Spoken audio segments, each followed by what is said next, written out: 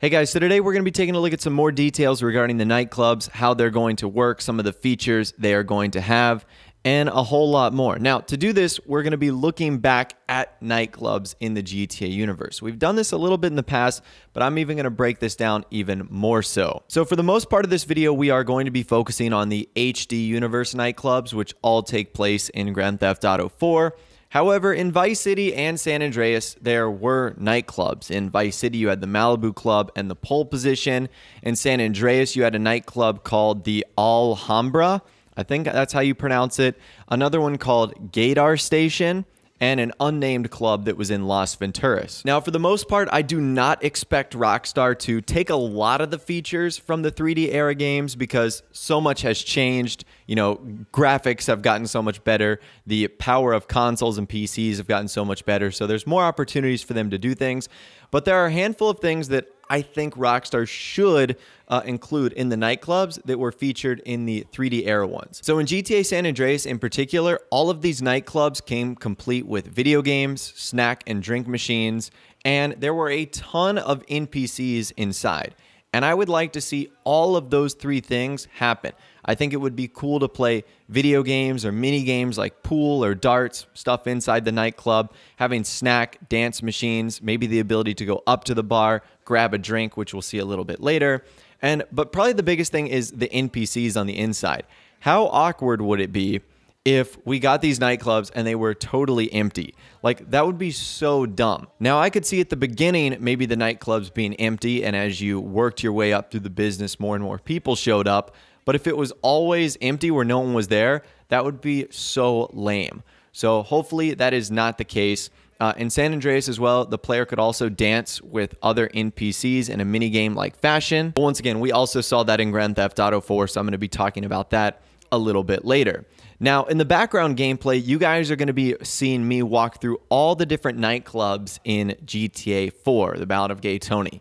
Masonette 9, which is Gay Tony's straight celebrity club. Hercules, which is Gay Tony's gay bar. And then Bahama Mama's LC, a competing club that was only accessible during one mission, Boulevard Baby, and in multiplayer. So just like in San Andreas, the nightclubs in Grand Theft Auto 4 have a lot of features that I really like. Let's start on the outside. Number one, it looks like a dynamic living nightclub. There's a bouncer that will check people's IDs before they go in. There seems to be a line of people. And for the most part, Rockstar already have this down. Outside a lot of the nightclub locations in GTA 5, whether it's the Vault or Bahama Mamas, you will see people lined up. Now, of course, they never go inside, but there's cars parked outside, there's people waiting, there's bouncers. So it really does feel like a nightclub sort of feel. So I really do like that. Also, once you get on the inside of these nightclubs, it's packed with people dancing, doing various other things. There's music blaring, which really kind of immerses you in the nightclub world itself. So that's something I would like to see once you get inside. And once you get inside, there's also a lot of different things you can do. Just like in San Andreas, you can partake in dancing, mini games. You can also take shots of liquor. Going to the bar, you can get drinks, and it costs you absolutely nothing. But that's because you guys are in Luis Lopez's shoes, so you're kind of like Tony's right-hand man. I'm assuming since we will be the owners of these nightclubs in GTA 5, they will work the exact same way. However, one of the big differences between the nightclubs in GTA San Andreas, Vice City, and Grand Theft Auto 4, and this is certainly going to be very interesting, in the Ballad of Gay Tony, they are exclusively open at night and are inaccessible during the day. So unless you were in a mission, there was no way to go inside these nightclubs during the daytime hours, which I actually thought was really cool, and it made a lot of sense. Because let's be honest, no one's going to be at a nightclub at 1 p.m. in the afternoon.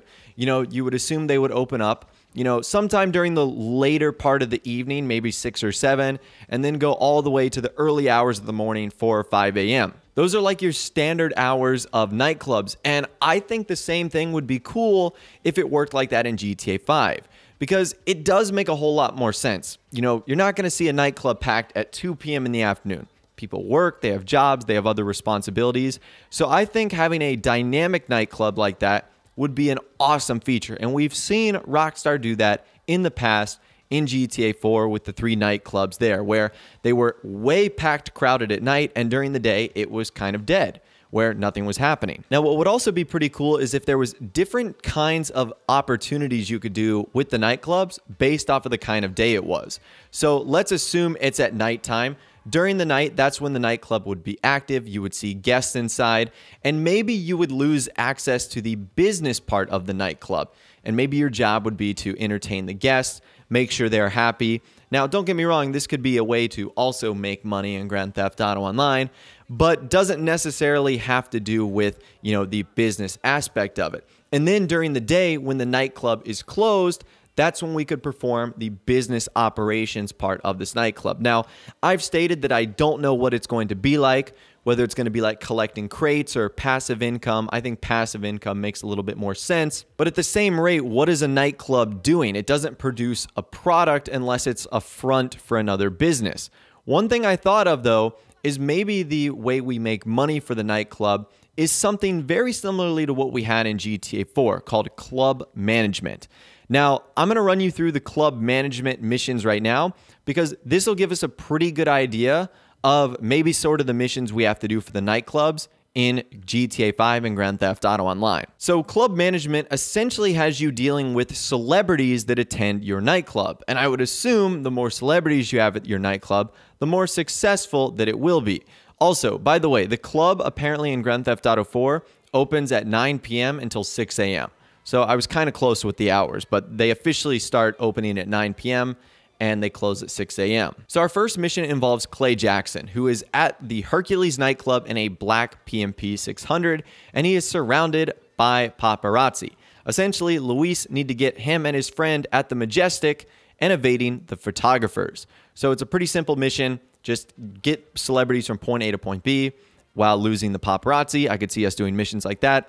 The next one involves Carrie McIntosh. So Luis is told that McIntosh is demanding takeout from the Iron Belly Deli in Bohan, and on the drive back to Hercules to deliver it. So McIntosh's assistant Danny repeatedly calls Luis to tell him that Carrie is becoming agitated about the food, and if it takes too long to deliver the food, the mission has failed. Basically, you have to get food for a VIP client at the nightclub. Again, pretty funny. The next one involves British Prince. Desi asked Luis to tend to a prince from England who needs to pick up 2 prostitutes from Eastern Station. After they met, Luis is to drive the 3 to a hotel in Star Junction, and boom, that's it. Pretty easy. The next one involves Poppy Mitchell. Yeah, the Poppy Mitchell from GTA 5 as well. Poppy needs to leave the club but is worried about the paparazzi outside. Desi suggests using a fire truck from the station in Northwood, and after dispatching the photographers with the water cannon, Luis uses the truck to drop Poppy Mitchell off at the hotel in Ludat East. Again, pretty easy mission, but it sounds fun as well. The next one involves Chloe Parker. So Luis finds Chloe Parker heavily drunk in the woman's washroom and is to drive her home in Westdyke in her pink peyote. During the trip, she will frequently grab the steering wheel and often make interesting suggestions to Luis. Basically, your objective is just to drive her home. The 6th club management mission involves Al DiNapoli. So Napoli asks Luis to drive him up to Vespucci University to meet with Oscar Gomez for a drug deal. Once the deal is complete, Luis must evade a 2-star wanted level and then drop Napoli off at the Amdram Theater. Pretty simple. The 7th one involves the Blues Brothers. So Luis drives to the MeTV building to pick up Billy and Bobby Blue. And once they get into the car, Luis will have to get him to Mason at 9, evading the hordes of fans. If any of the fans are killed or injured, the mission fails. And the final one involves Bruce Spade. Tony tells Luis to use a Swift helicopter to pick up Spade from Northwood and bring him to the club.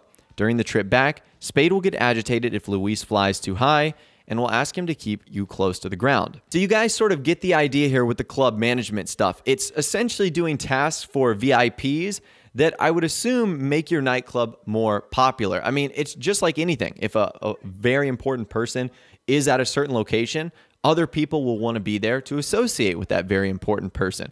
So I think that's exactly how the business venture missions of the nightclubs are going to work. You know, you're going to have to do various tasks for VIPs, and in return, they will be at your club, which will generate more money for you because more people are there. They're doing stuff with the nightclub. It makes it more popular, etc.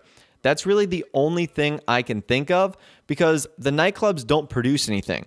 In Vice City, you use the Malibu Club to stage a heist, but in Grand Theft Auto Online, we use our apartments. In Grand Theft Auto San Andreas, the nightclubs weren't used for anything more than mini games. And then, of course, in GTA 4, like I just described, the nightclubs were an integral part of the sort of campaign of the Ballad of Gay Tony, and they had their own sort of side management activities as well. So I think that there is going to be a nice balance of things we saw from Grand Theft Auto San Andreas, Vice City, and Grand Theft Auto 4. In Vice City, there was always lots of people in the Malibu Club. It looked amazing. In San Andreas, there was lots of mini games, and in Grand Theft Auto 4, it was dynamic, only working at the nighttime, and it had lots of opportunities to make money, which I think is the perfect storm. So that's honestly how I see Rockstar doing this. Again, we don't have any official details from them other than it's coming in the summer of 2018, but we don't know when that might be or how long it might be from now. All I know is I'm really excited from this because Rockstar did an amazing job with the Ballad of Gay Tony in GTA 4, and they did an amazing job with things like the Malibu Club in Vice City, the first club in the series, and making it an integral part of how you did business in the game.